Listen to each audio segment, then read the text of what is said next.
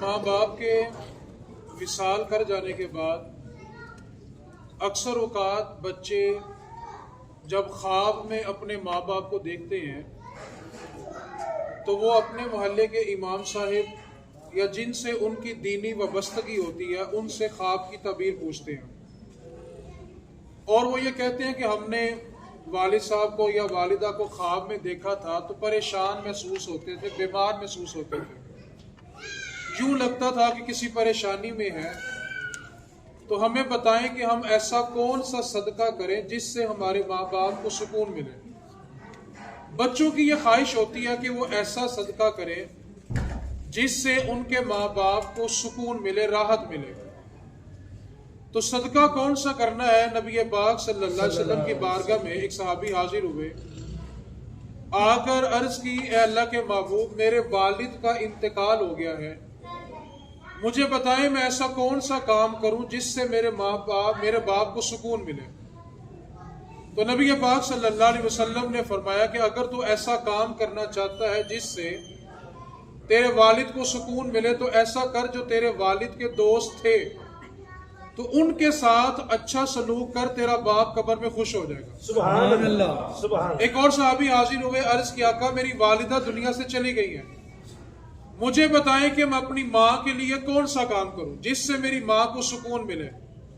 تو نبی پاک صلی اللہ علیہ وسلم نے فرمایا کہ تو جا کر اپنی خالہ سے اچھا سلوک کر، اس کی وجہ سے تیری ماں قبر میں خوش ہو جائے گی۔ سبحان اللہ۔ یہ جو ماں باپ کے چلے جانے کے بعد ہمیں وہ خواب میں پریشان یا بیمار نظر آتے ہیں، اور بہت ساری وجوہات میں ایک وجہ یہ بھی ہوتی ہے کہ جو رشتے والد کی طرف سے ہمارے ساتھ ہوتے ہیں، ہم باپ کے چلے جانے کے بعد ان رشتوں سے پیچھے ہونا شروع ہو جاتے ہیں، اور ماں کے چلے جانے کے بعد جو رشتے ماں کی طرف سے ہمارے ساتھ ہوتے ہیں، ہم ان رشتوں سے پیچھے ہونا شروع ہو جاتے ہیں، جس کی وجہ سے جب ہمیں ماں باپ ملتے ہیں تو وہ خواب میں پریشان ہوتے ہیں، بیمار نظر آتے ہیں۔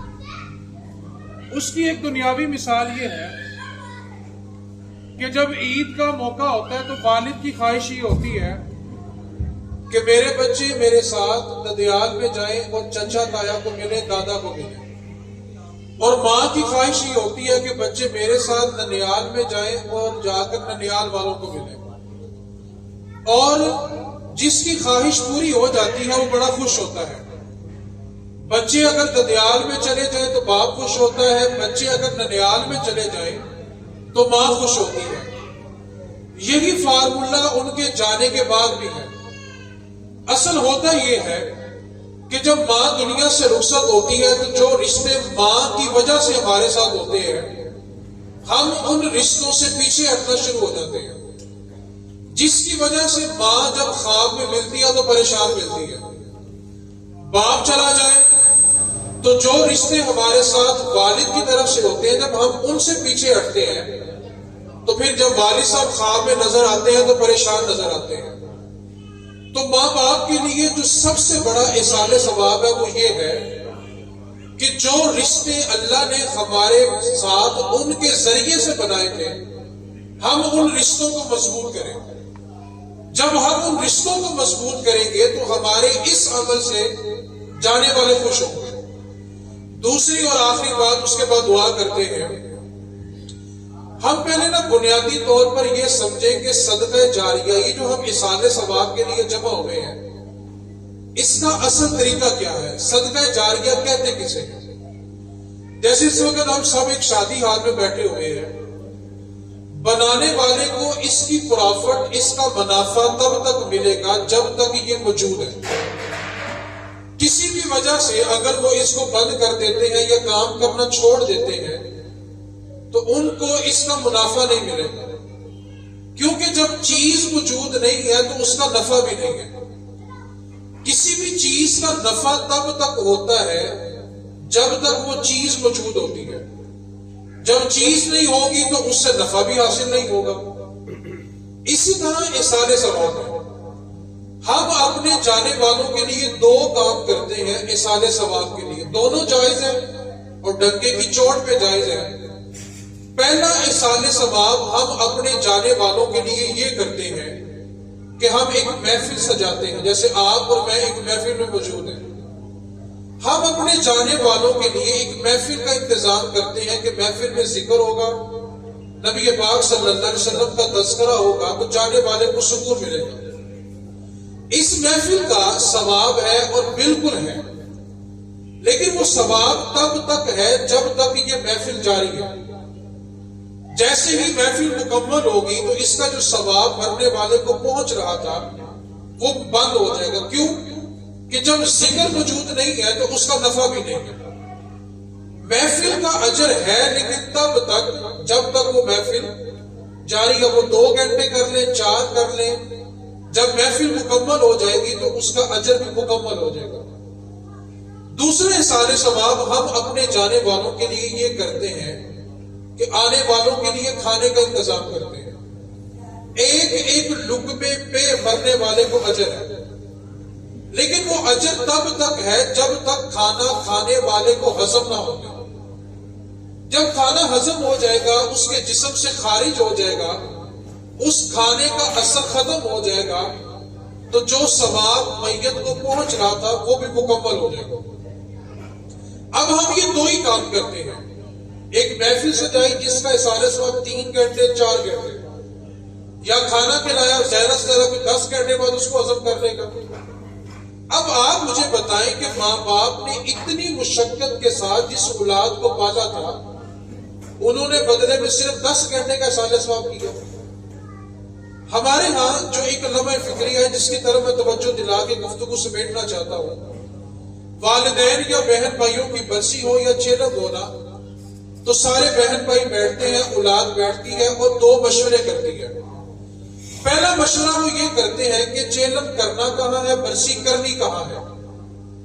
دوسرا مشورہ وہ یہ کرتے ہیں کہ بلانا کس کس کو ہے، اور مشورہ ساتھ یہ ہوتا ہے کہ پکانا کیا ہے۔ یہ 3 ہی مشورے ہوتے ہیں، برسی کرنی کہاں ہے، بلانا کس کو ہے، پکانا کیا ہے۔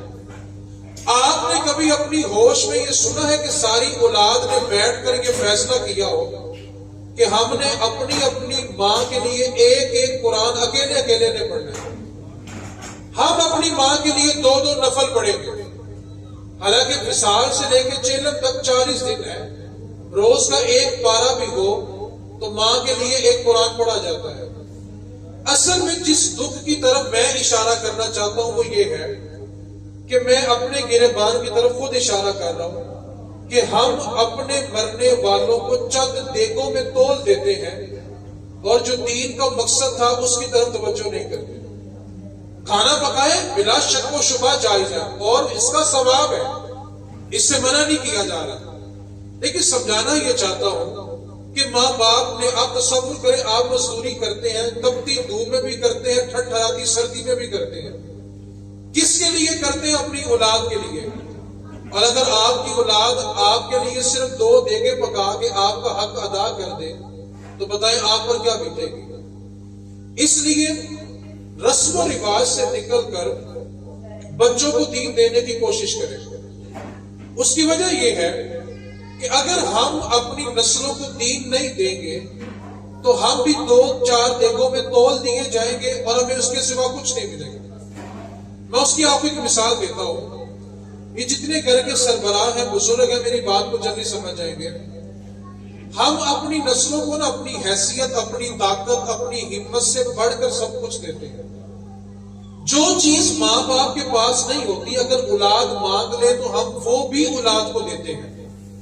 اس کی ایک مثال یہ دیکھیں، بہت ساری چیزیں ایسی ہیں جو ہمارے گھر میں استعمال نہیں ہوتی، لیکن ہم جب بیٹی کو رخصت کرتے ہیں تو اس کو وہ چیزیں دیتے ہیں، اور بعض اوقات بیٹی کو اتنا سامان دیا جاتا ہے کہ بیٹے والوں کا گھر چھوٹا پڑ جاتا ہے، اور ہر والد اپنی بیٹی کو قرآن کے سائے میں رخصت کرتا ہے، اور اس سے پوچھو بھی قرآن کے سائے میں بیٹی کو رخصت کیوں کیا، تو ایک ہی جواب دیتا ہے کہ قرآن کی برکت ہوگی تو میری بیٹی کی زندگی میں سکون ہوگا۔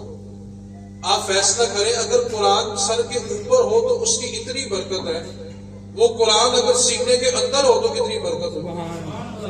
ہم نسلوں کو نہ صرف سایہ دے رہے ہیں، تعلیم نہیں دے رہے، اچھا، جب ہم نے ان کو دین کی تعلیم نہیں دی تو ہمارے ساتھ ہو کیا میں اس کی طرف آپ کی توجہ دلانا چاہتا ہوں۔ ایک والد ہے، وہ اپنے بیٹوں کے لیے 1.5-2 کروڑ کا گھر، 50-60 لاکھ کا کاروبار، 40-50 لاکھ کی گاڑی چھوڑ کے دنیا سے رخصت ہو جاتے ہیں۔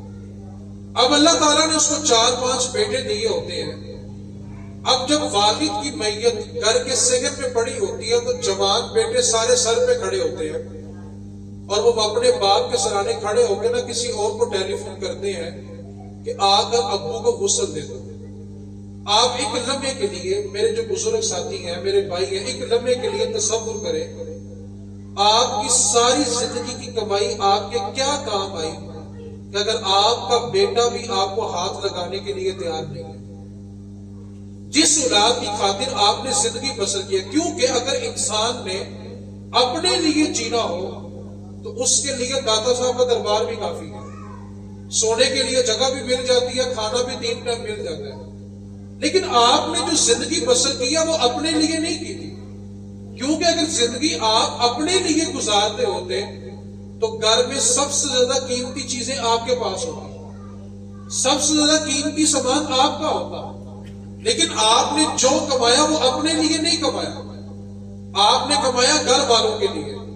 اور آپ فیصلہ کریں، اگر آپ کے گھر والے، آپ کے بیٹے آپ کے جانے کے بعد آپ کو ہاتھ بھی نہیں لگاتے تو آپ نے زندگی میں کمایا کیا ہے؟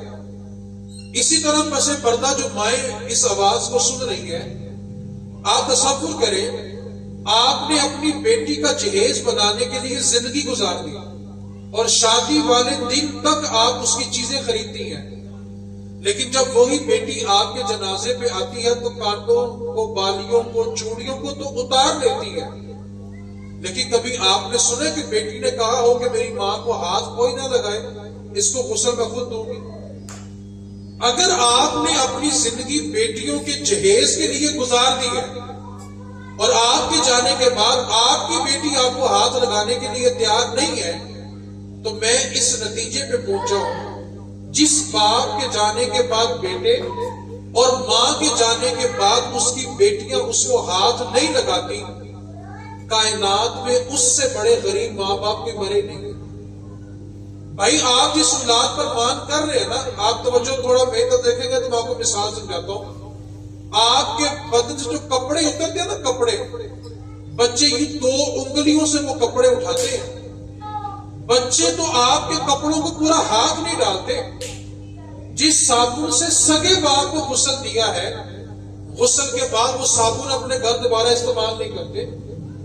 سگے باپ کے کفن سے کپڑا بچ جائے دوبارہ اس کو استعمال نہیں کرتے، ان کو خوف آتا ہے۔ جس اولاد کو آپ نے سینے پہ لٹا کے چوم چوم کے جوان کیا ہوتا ہے نا، وہ آپ کے ساتھ بھلا کیا کرے گی؟ 1000 روپیہ اجرت دے کے بندہ بلائے گی اور آپ کے غسل کی اجرت 1000 روپیہ پڑے گی۔ تو اس واسطے جس بندے کے جانے کے بعد اس کی اولاد اس کو ہاتھ نہ لگائے، وہ اس بات کا یقین کر لے کہ کائنات میں اس سے بڑا غریب بندہ کوئی نہیں بنا۔ آپ کی فیکٹری ہو، اللہ اس میں اور برکت دے، کاروبار کو اللہ رزق کے حلال سے اور برکت دے دے، لیکن ایک لمحے کے لیے آپ نے اس نشست سے فیصلہ کر کے اٹھنا ہے کہ یار جن کو میں نے پلاٹ بنا کے دے دیے، گھر بنا کے دے دیے، کاروبار الگ الگ کر کے دے دیا، ساری سہولتیں دے دی ہیں، انہوں نے میرے ساتھ کرنا کیا ہے؟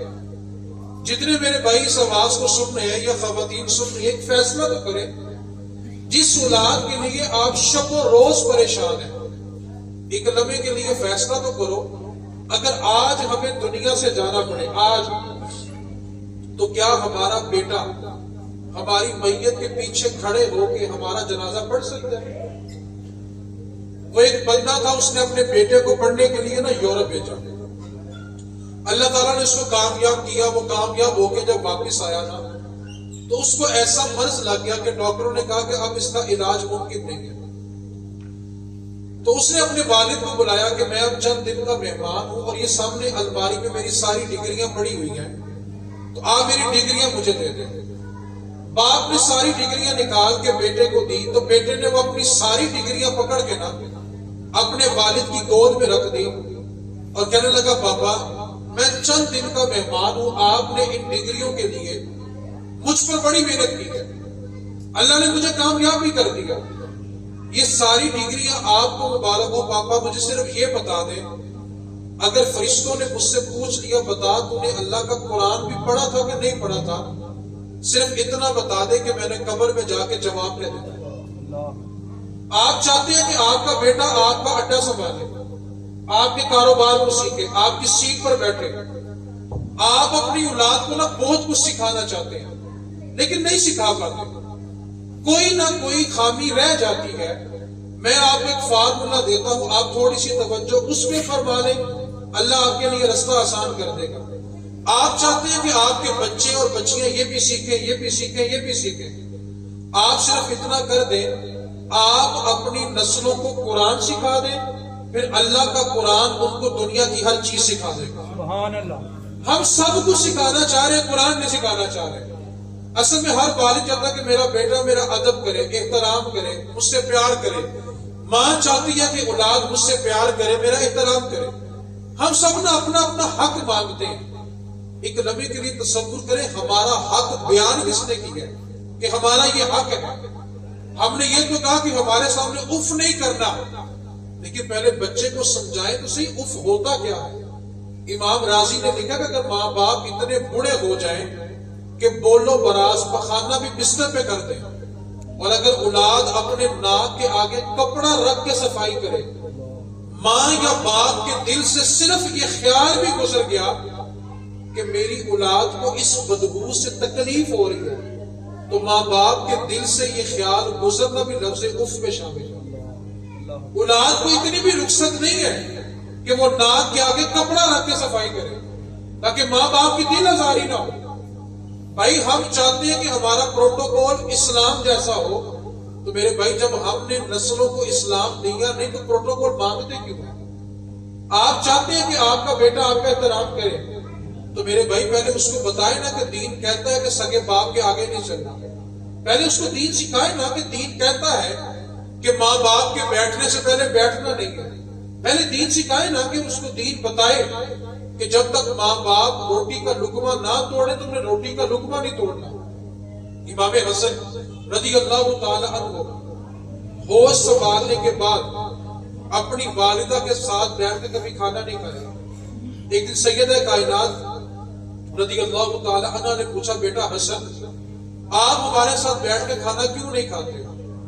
تو عرض کرنے لگے، ماں جی آپ کے ساتھ بیٹھ کر کھانا اس لیے نہیں کھاتا، ڈرتا ہوں کہ کسی روٹی کے ٹکڑے پہ اگر آپ کی نظر ہوئی اور اگر حسن نے وہ ٹکڑا توڑ لیا تو کہیں ماں کی بید بھی نہ ہو. میرے بھائی جب تک ہم دین نہیں سکھائیں گے ہمیں دین والا پروٹوکول نہیں ملے گا.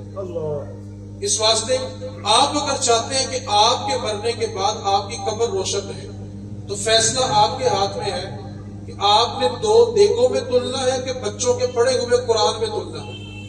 یار جو بچہ آپ کی زندگی میں قرآن نہیں کھول رہا آپ کے بعد کیسے کھولے گا؟ اب تو یہ المیہ ہے کہ جس کے ماں باپ گئے ہوتے ہیں نا باقی سارے دعا مانگ رہے ہوتے ہیں، وہ بیچارہ پھلوں کے شاپر تقسیم کر رہا ہوتا ہے. تو مہربانی کریں آپ ساری رسمیں پوری کریں، میں منع نہیں کرتا، لیکن مہربانی کریں مرنے والوں کو دیگوں میں نہ تولا کریں. دیکھیں 2 نہیں 10 پکائیں، لیکن پتہ چلے کہ مرنے والے کے بچے نے اس کے لیے پورا قرآن بھی پڑھا ہے. ایک طرف 100 دیگیں رکھ لیں، ایک طرف بچہ 5 وقت التحیات میں کہے ربنا اغفر لی ولوالدی، اللہ مجھے بھی بخش دے میرے ماں باپ کو بھی بخش دے. تو فیصلہ کرے ماں باپ کی قبر میں ٹھنڈ ہوگی کہ نہیں. سبحان اللہ. اس واسطے سالے سب 2 کرتے ہیں، ایک محفل کرتے ہیں اور ایک کھانا. دونوں کا اجر ہے، ایک ایک لقمے پہ اجر ہے، لیکن تب تک ہے جب تک وہ ہضم نہیں ہو جاتا، اور جب تک چیز ہوگی تب تک اس کا منافع ہوگا.